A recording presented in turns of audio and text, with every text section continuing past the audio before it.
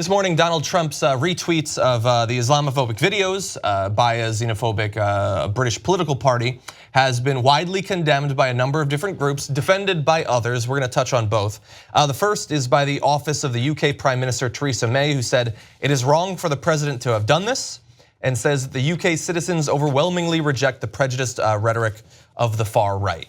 And so that is a good response. Obviously, the effect, as we've been talking about, of Britain first and people who agree with them in the UK is something that Theresa May and others there are going to be very focused on. They're concerned about the growth of that, and they don't like to see it being amplified by the US president. So Theresa May is right wing, and she's the establishment basically in the UK. So I've got a lot of issues with her, but she's the kind of establishment that we used to know, the devil we knew, which was sane, slowly crushing you with lower wages. Like, okay, we know how to fight back against that. Donald Trump is a totally different wild animal, and he's like, let's look at these Muslims. And one of the videos, the guy's not even Muslim. Yeah. So Theresa May is forced into a position where she has to be the sane moderate, where she's like, wait, we just want to make more money. There's no reason to hate Muslims, it's weird. Stop doing that. Yeah. Right? So now it makes us go, oh, way to go, Theresa May. Yeah. Well, I don't have to give her too much credit, but I'm glad that she's speaking out against this, especially because as a prominent, especially female politician, there's every chance there's going to be 10 tweets about her tomorrow morning. So we'll see about that. Not yet. So that's Theresa May, but the White House did put out a statement because of people's problems with these retweets. So here is Sarah Huckabee Sanders to lie to you. Whether it's a real video, the threat is real, and that is what the president is talking about. That's what the president is focused on, is dealing with those real threats, and those are real no matter how you look at it. So is it okay if it's a fake video? Look, I'm not talking about the nature of the video. I think you're focusing on the wrong thing. The threat is real, and that's what the president is talking about, is the need for national security, the need for military spending, and those are very real things. There's nothing fake about that. I know that is her job, and it's the same as Sean Spicer.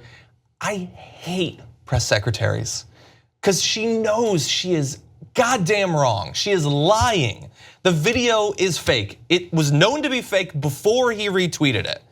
I'm not saying, well, whether the video is real, the threat is real. So whether I'm spreading fake news or not, I really think it's important that you hate Muslims, so I can show you whatever I want. I can just put a scene from True Lies or something, and maybe it didn't really happen, but you should be scared about these brown people.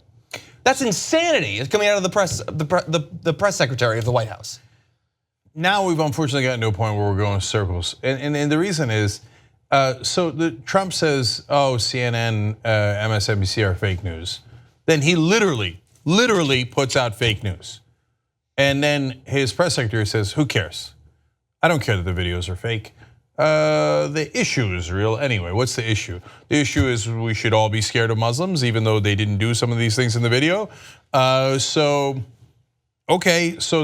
well, there's one part that's true, which is the bigotry is real, that you hate Muslims is real, that you discriminate and are racist is real. And so she's like, well, the videos are fake, but our racism is real. Yeah. Right? So we got that part, but it doesn't matter, it's not gonna break through. In fact, this will probably help Trump with his voters. Of course, yeah. Yeah, they're like, oh, who cares that it's fake? We don't care, like Trump, we hate Muslims, we're done with it. They don't care, and increasingly, it doesn't matter. And so that's why, even though this video, in a very real sense, is less, this video is being retweeted, this topic that we're talking about is less immediately bad than some of the other things we're gonna talk about on the show. This almost pisses me off more because we're in, not even 1 year into the 7-dimensional chess of let the fascists take over the country for 4 or 8 years and we'll see what happens. Thinking that the only difference between politicians and parties is where they are in the spectrum between progressive and conservative. It's an incredibly simplistic, unrealistic way of looking at the world. There are other important factors, like whether you have any respect whatsoever for truth, whether there is anything that is verifiable about the world.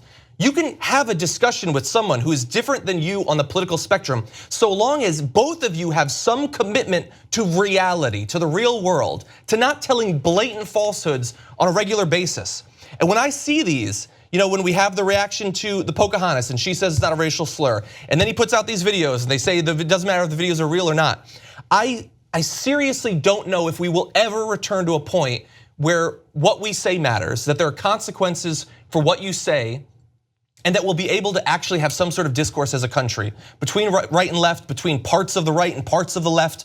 Nothing matters anymore. And after 4 years of this, after 8 years of this, will you be able to talk to anyone? Will there be any persuasion left? I increasingly don't think that there will be. And look, if you're on the side, it happens sometimes on the left, certainly more rare, but it does. But if mainly on the right, overwhelmingly on the right, if you're on the side of, I don't care what facts are, okay, just at least own up to the fact that you're on the lying side. You're on the side filled with falsehoods because you can't win an argument if you're in the reality-based world. So you have to create an unreal world. I mean, just what happened the other day with Gateway Pundit and all the blogs and spreading fake stories. They don't care, that's what they do. If you see a right-wing website, you can't trust anything in it. Almost all the right-wing websites are filled to the rim with lies. So if you're on that side, okay, I guess you're owing up to it. You just don't like this planet, so you'd like to be on a different planet where you guys are right, but you're not. It's incredibly discouraging when our career is just trying to spread information, educate people, all that. But the goal is that hopefully you can just appeal to a few people, a percent of the other side, to try to expand the boundaries of respect for truth, respect for human values, these progressive principles that we have, and to see the entire, it's not even like we're trying to get to the people, it's the floor is dissolving beneath us. Everything is changing in horrific ways, and there are people like thinking that this is just fun and games, that we can just do this for a while, that everything will be fine. We'll let Trump be the president for 4 years, for 8 years, and then we can just go back to normal, and maybe we can have a conversation about the minimum wage. Maybe we won't be able to have any conversation. This is every time we have a production meeting, it is so goddamn scary thinking about what the future will be like. We've always had problems, both as a country and when we are trying to put together our show, there's been no time where things are great, where things are hunky-dory. But we're in a terrible place right now. And I feel beset from all sides by people who have no respect for the truth, no respect for expertise, no respect for any norms whatsoever. If you like the Young Turks, you'll love Young Turks membership. TYTnetwork.com/join.